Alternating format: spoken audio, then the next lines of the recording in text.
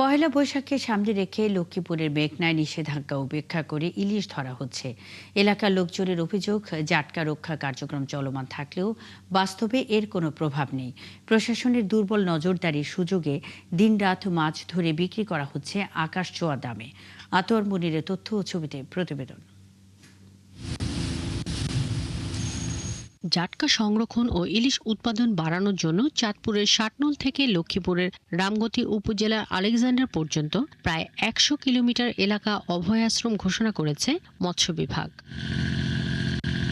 প্রতি বছর মার্চ ও এপ্রিল ২ মাস সব ধরনের মাছ ধরা নিষিদ্ধ থাকে, কিন্তু বাস্তবে সে চিত্র একেবারে উল্টো। নদীর বিভিন্ন পয়েন্টে প্রকাশেই চলছে মাছ ধরা ও বেচাকেনা।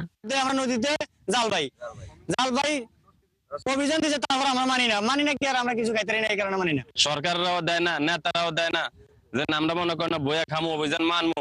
এখন আমরা মানতেও পারি না আর বইও খাইতে পারি না, পেট অভাব, এই জন্য আমরা নদীতে যাই।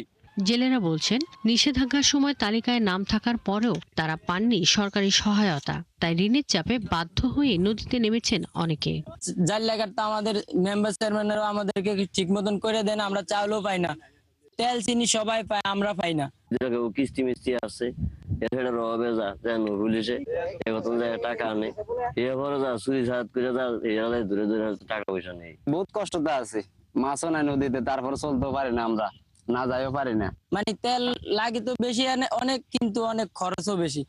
তাছাড়া আমাদের নদীতে নৌ পুলিশ কোস্টগার্ড তারা দেয় বাধা, মানে তারা ধরে মারে, আবার আমাদের থেকে সাদা চায়, এই নিয়ে আমাদের সব পদের অশান্তি। নববর্ষ ঘিরে ইলিশের চাহিদা বাড়ায় দামও বেশ চড়া। এলাকাবাসীর অভিযোগ, কিছু অসাধু কর্মকর্তার সঙ্গে জোর সাজসে চলছে মাছ ধরা। কমলনগরের মতিরহাট, বুড়িরঘাট সহ বিভিন্ন মাছঘাটে দিনরাত একই চিত্র। আর জেলা মৎস্য কর্মকর্তা জানান, জনবল সংকটের কারণে সব এলাকায় নজরদারি জোরদার করা সম্ভব হচ্ছে না। বিদ্যমান যে জনবল কাঠামো, অ্যাকচুয়ালি উপকূলীয় অঞ্চল, এই বিদ্যমান জনবল কাঠামোতে কাজ করা বা কন্ট্রোলে রাখা এটা খুবই কঠিন কাজ। উপকূলীয় জেলায় জনবল কাঠামোতে পরিবর্তন আসা দরকার। আর বিশেষজ্ঞদের শঙ্কা, এভাবে চলতে থাকলে ভবিষ্যতে ইলিশ উৎপাদনে বড় ধরনের নেতিবাচক প্রভাব পড়বে। শাকিলা শম্পা, ৭১। পহেলা বৈশাখের সামনে রেখে লক্ষ্মীপুরের মেঘনায় নিষেধাজ্ঞা উপেক্ষা করে ইলিশ ধরা হচ্ছে। এ বিষয়ে বিস্তারিত জানাতে যুক্ত হচ্ছেন সহকর্মী আতোয়ার মুনির।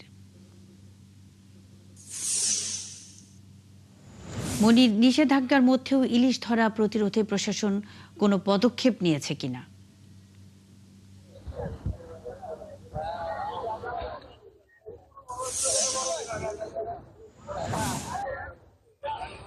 মুন্নি, এই মুহূর্তে আছি আমি লক্ষ্মীপুরের কমলনগর উপজেলার নাসিরগঞ্জ এলাকায়। এই এলাকায় আমি আপনাকে দেখাই, সকাল থেকে সারি সারি নৌকা নদীতে নেমে তারা মাছ ধরার ব্যস্ততায় ব্যস্ত রয়েছেন। তবে এখানকার যে যারা জেলে রয়েছেন তারা বলছেন তারা খাদ্য সহায়তা ঠিক মতো পাননি, যার কারণে সকাল থেকে তারা নদীতে নেমে বিভিন্ন জায়গায় তারা মাছ ধরার পেশায় ব্যস্ত রয়েছেন।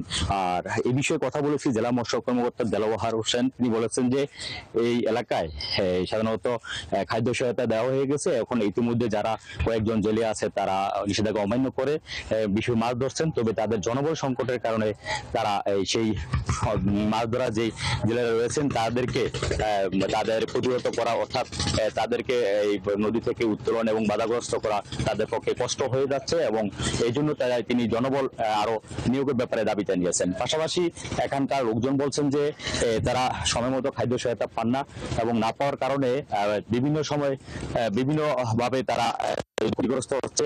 এতে করে